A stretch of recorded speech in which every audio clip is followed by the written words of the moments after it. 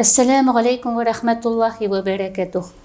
Halal күш белән табылган мал, исламда 5 багананың берсе булган закат түләү һәм хәйриячелек, шушы сораулар хакында без Чаллы-Яр мәчете имам хатибы һәм үзенең бик күп игелекле эшләре белән танылган сәүдәгәр Илдар хәзрәт Зияров белән сөйләшәбез. Менә бу ике юнәлешне бергә бәйләү, бергә алып бару нинди максатлардан, Аллаһ ризалыгы өчен дип эшләнгән гамәлләрме, әллә күңел таләбеме? Euzu billahi mineşşeytanirracim.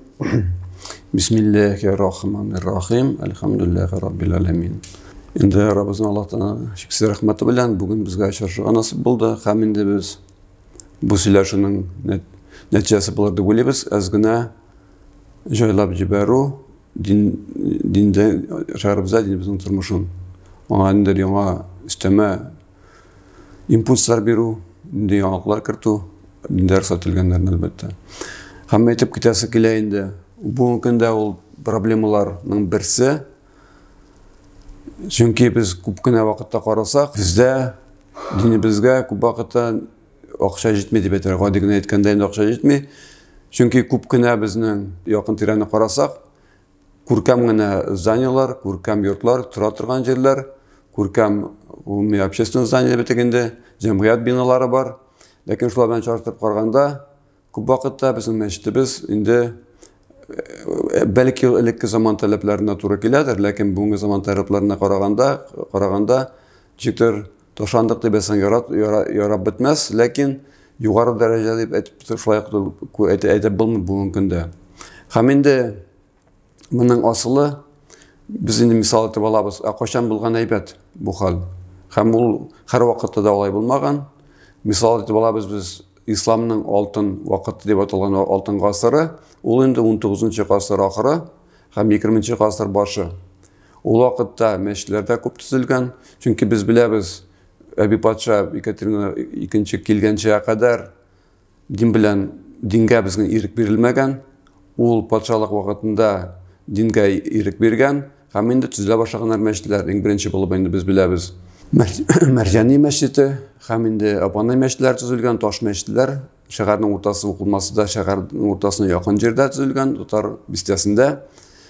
Һәм инде шул заманнан башлап инде бик тиз арада күп мәчетләр төзелә башлаган, халык мәчет янында тупланган, мәхәллә алып яшәгән, һәм инде безнең халык аерылып торган нәрсә белән, билимгә омтылу белән, билимгә омтылгач мәдрәсәләр төзү барлыкка килгән.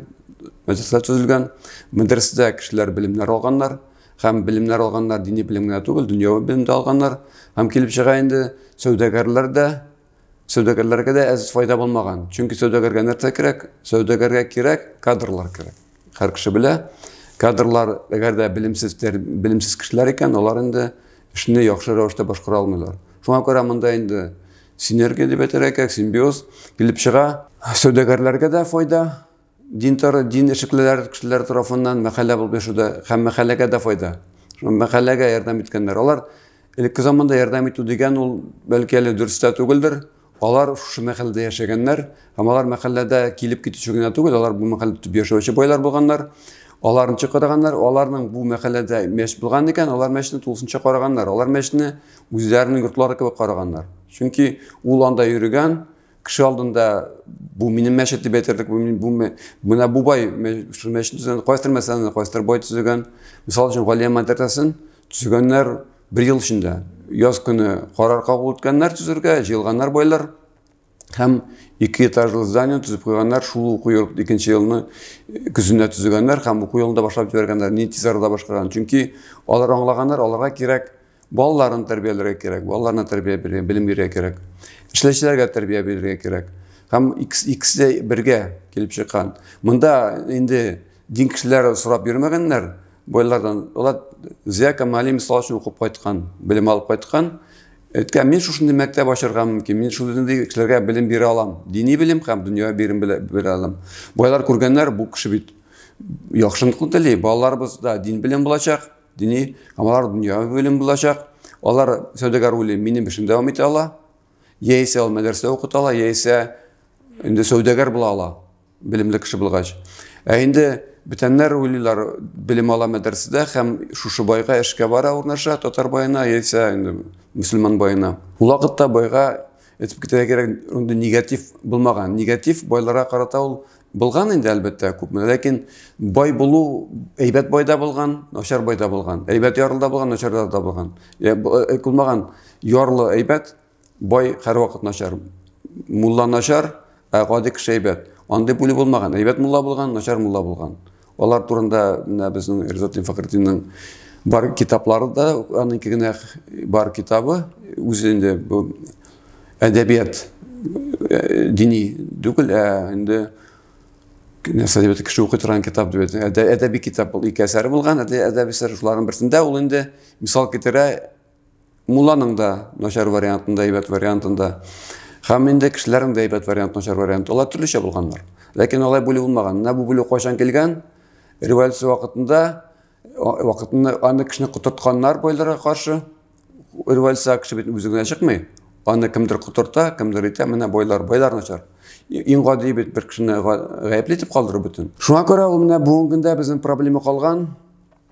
Ислам динендә гаделлек һәм советлар чорында гаделлек ул икесе ике төрле. Ислам динендә сәүдәгәрләр начар кешеләр түгел. Сәүдәгәр байлык ислам динендә ул сынау. Шул чираттан ярдәм итәм мәшләргә юкмы? Без башлаган нәрсәдән байлар элек алай булмаган сорап йөрү байдан. Ул бит инде шу мәхәлләдә яшәгән, ул мәхәлләнең кешесе аңара кирәк түгел, аның кабинетына барып аңлатырга, безнең мәчеттә шушы шәй бер җитми. Ул анда үзе йөргән, күреп торган, ул әйткән, ул анда имам йөрмәгән, имамны мисал өчен Мәрҗани хәзрәтләрен укырга җибәргәннәр.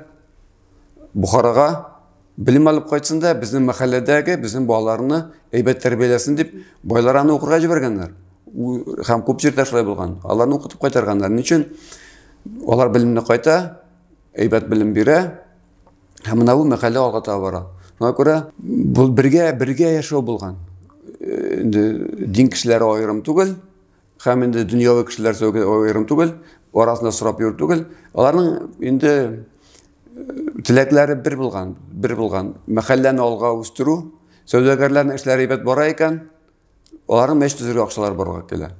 Мәчет төзиләр икән, күбрәк кеше мәчеткә йөрергә мөмкин килеп чыга иркен. Һәм ул дәрәҗәсе дә, диннең дәрәҗәсе, мисал өчен Мәрҗани хәзрәтләре ярлы кеше булмаган. Һәм ул диннең дәрәҗәсен күрсәткән, ул иң зур әйбәт атка утырып, андыры күрсәтәбез, аны нинди хәлдә тотканнар байлар. Тотканнар дип инде аңарга ярдәм дип әйтеп булмый. Аңарга шундый шартлар барлыкка китергәннәр Мәрҗани хәзрәтләренә.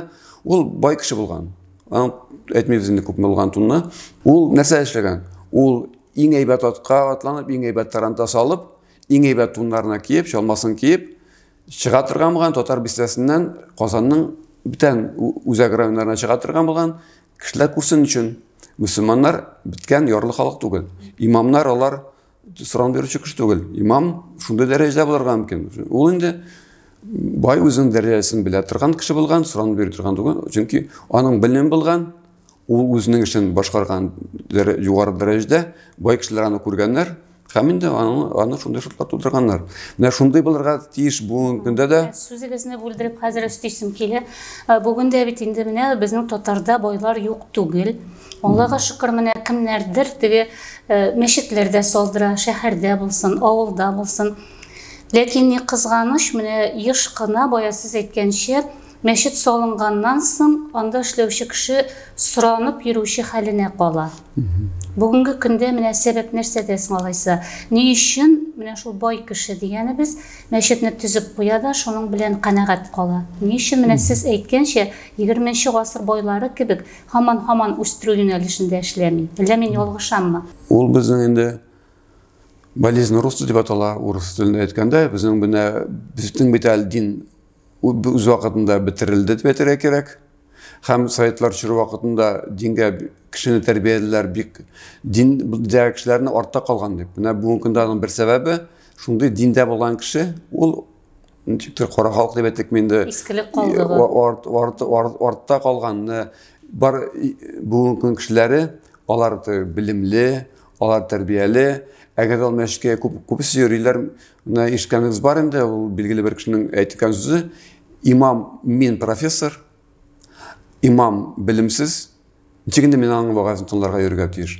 Мин аңардан үстенрәк, мин динне яхшырак аңлыйм дигән шундый фикер бар, үстен кую, үзеңне диннән үстен кую. Шуңа күрә менә проблемаларның берсе мәчеткә йөрмәүнең ул килеп чыга менә бу артта калган кеше булып күренәсе килми. Һәм ул советлар чорында безнең канга кирип калган күп кешенең, безнең үзебезнең дә, ләкин булды инде безнең диннең күтәрелү чоры. Ләкин күтәрелү чорында бөтенесе дә яхшы гына булмады диндә. Без күп кенә мирасыбызны югалттык. Шул 20-нче гасыр, 19-нчы гасыр ахырда һәм безгә килде, без аңламаган, без аны безнең якка туры килмәде дип әйтеп булмый инде. Ул динне бүтәнчәрәк аңлау мисаллары килде инде. Шулай ук алар гаепле түгел. Аларга мөрәҗәгать иттеләр. Килегез безне өйрәтү, аларны җикбеләр, шулай өйрәтүләр. Ләкин алар бит яшьләр бүтән илдә. Бүтән ил нинди? Алар килгән ил анда кирәк инде моноконфессиональный ил. Анда бер генә дин, ислам дине һәм бүтән кеше ислам динендә. Бездә бит алай түгел, бездә без яшибез бүтән дин кешеләре арасында. Шуңа күрә шул проблемаларның берсе бүтән дин кешеләре арасында яшәгәч, динне алай гына аңлап булмый, динне ничектер тирәнрәк аңларга кирәк, ничектер тормышта куллана белергә кирәк. Әгәр дә без мөселманнарны каршы кутырта дип әйтергә булды. Әгәр дә без иләшәк, алар бүтән бина дин әһелләре, алар начар, без генә дөрес, шундыйга кирип китсәк, ул безнең динебез өчен дә бер дә файдасы булмый. Ул Коранда да килә. Siz аларның илаһларын сүкмәгез, чөнки алар без аларның илаһларын сүксәк, Коранда килә шулай дип сүксәгез, алар Аллаһларны белмичә, алар динне белмиләр, Аллаһны сүгә башларга мөмкиннәр. Сезнеке тагындан чады сүгә башларга мөмкиннәр, һәм сез кыен хәлдә калырсыз дип. Менә бу гында ул безнең туры килә.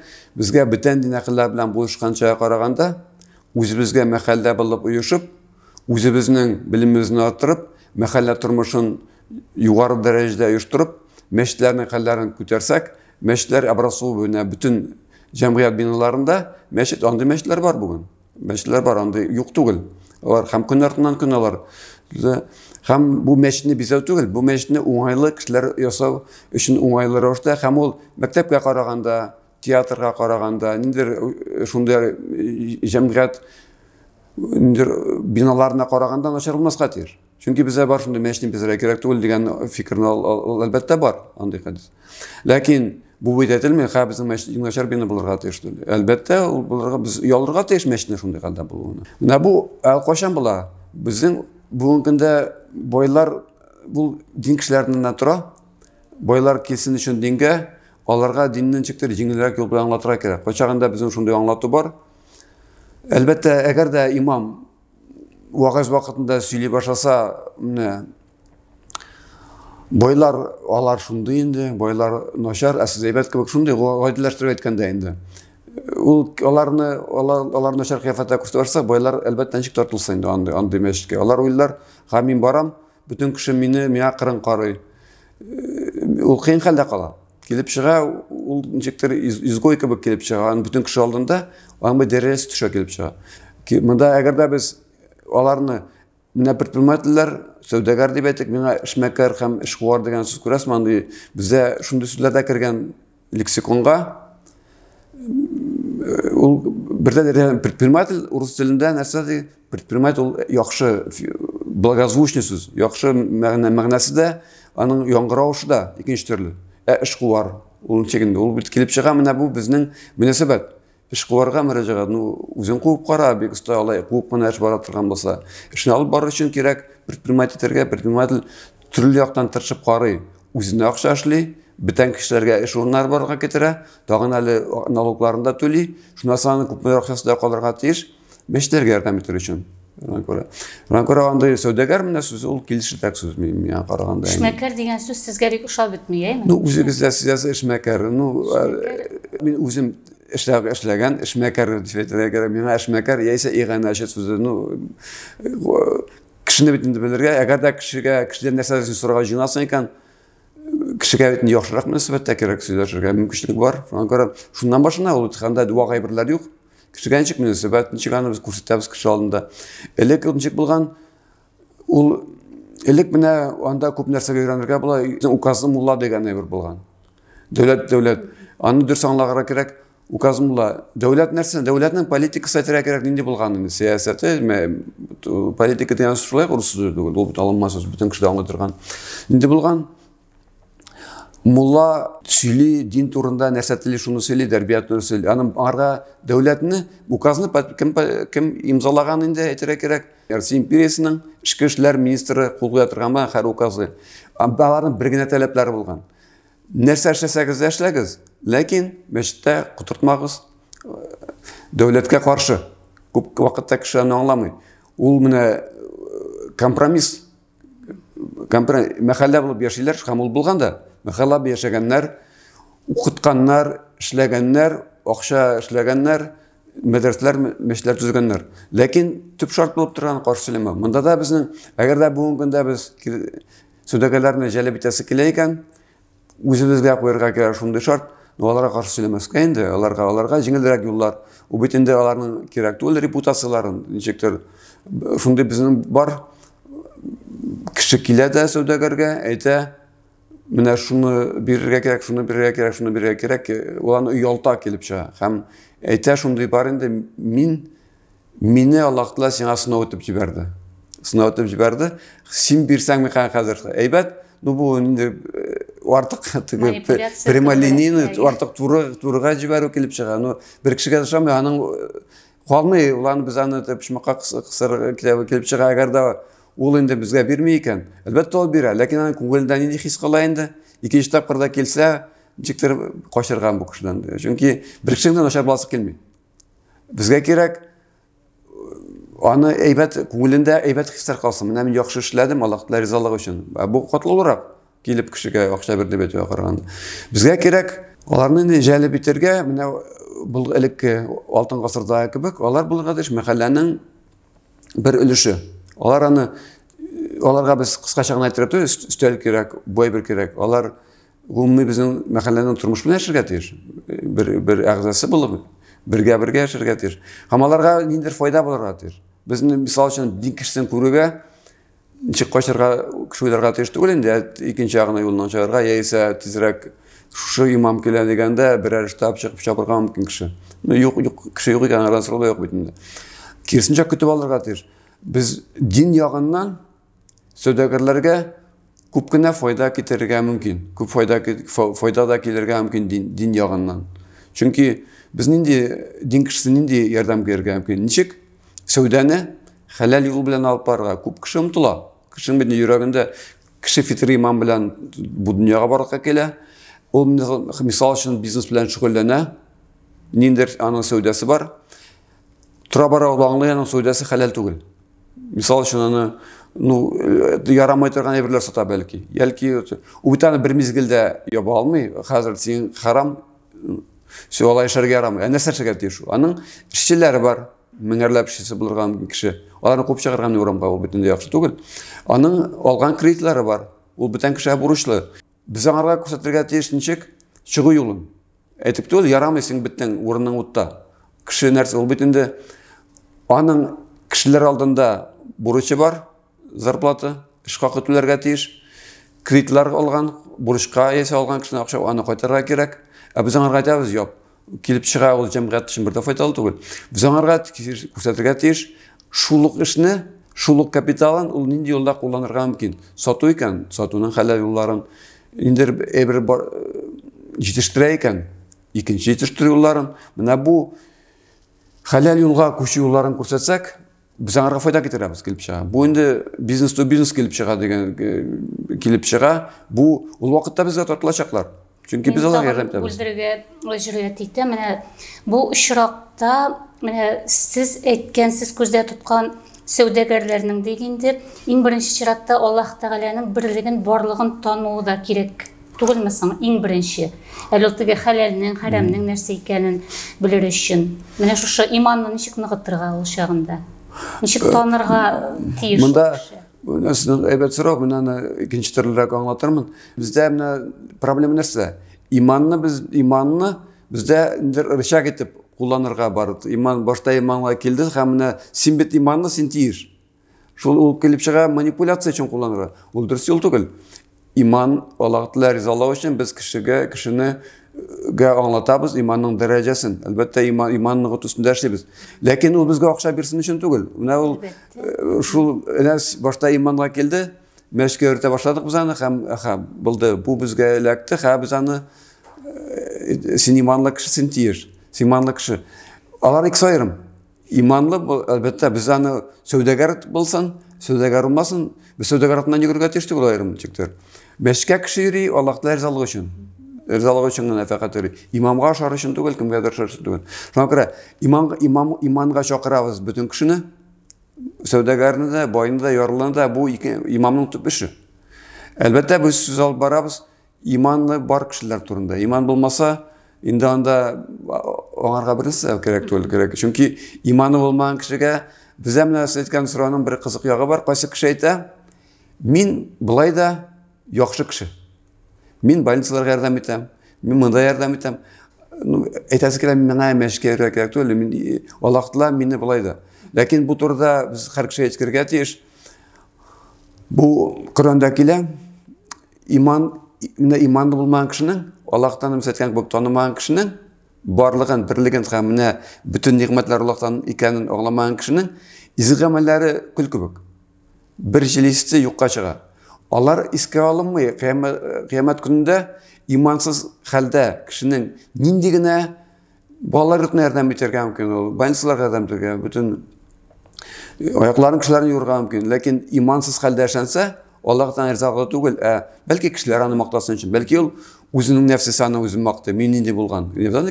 Мәҗбүр түгел кешене бүтән кеше мактау. Кеше үзен мактарга мөмкин, горланырга мөмкин. Мин бит шундый, шундый бар, мин әлбәттә бу кадәр әйбәт эшләр эшләп, ничегенде мин җәннәттә булмыйм дип. Һәм мәчет төзегәчтә, мәчет турында булганда, мәчет төзегәндә бездә шулай шул проблемаларның берсе инде ул мәчет төземдә мин төзем, сез нитегез дигән, сез санда үзегез мин үземнең эшне эшләдем. Мәчеттә кем йөрергә тиеш? Менә элек бит байлар булмаган инде, ул бит инде алар төзегәннәр дә үзләре дә йөргәннәр. Һәр 5 вакытны әйтә алмыйм инде 5 вакыт намазда бүтән йөргәндер дип. Ләкин аңлаганнар кирәк икән. Иман ул төп нигезе, без нәрсәгә кешеләрне өндибез. Ләкин ул менә әйткәнчә, булырга тиеш түгел, син иманлы кеше, син тиеш. Ул кешенең үзе монда сүз бара бит, без кешеләр Biz kişide söyləyəndə kişinin joyun bilu, ol ikinci.